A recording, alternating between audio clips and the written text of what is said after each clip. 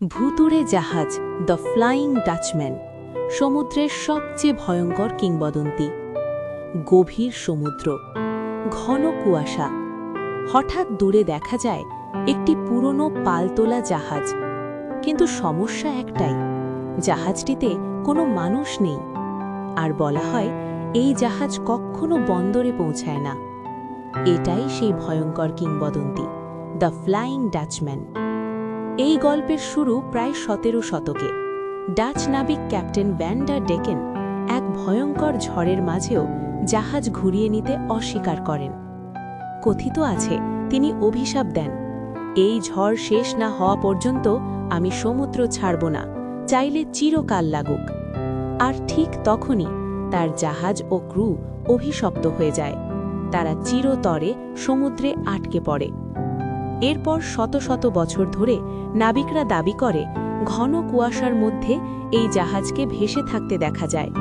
জাহাজের পাল ছেঁড়া, কাঠ পচা, আর চারপাশে এক অদ্ভুত আলো।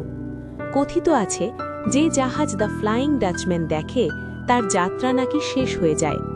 অনেক নাবিক একে মৃত্যুর সংকেত বলে মনে করত।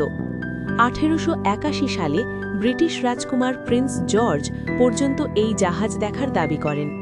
অনেক ক্যাপ্টেন লগবুকে লিখেছেন, এক অজানা জাহাজ কুয়াশার ভেতর দিয়ে নীরবে চলে গেল। কিন্তু আশ্চর্যের বিষয়, কেউ কখনো কাছে গিয়ে এই জাহাজে উঠতে পারেনি। বিজ্ঞানীরা বলেন এটা হতে পারে মরীচিকা বা ফাতা মোরগানা। কুয়াশা ও আলো মিলিয়ে দূরের জাহাজ ভেসে উঠতে পারে ভূতের মতো। আবার কেউ বলেন এটা মানুষের ভয় ও কল্পনার সৃষ্টি।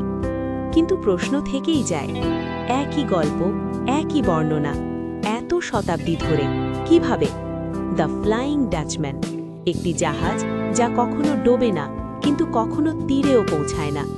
আপনি কি মনে করেন, এটা কি শুধুই কিংবদন্তি, নাকি সমুদ্রের গভীরে লুকানো কোনো সত্য? কমেন্টে আপনার মতামত লিখুন, আর এমন ভয়ঙ্কর রহস্য জানতে চ্যানেলটি সাবস্ক্রাইব করুন।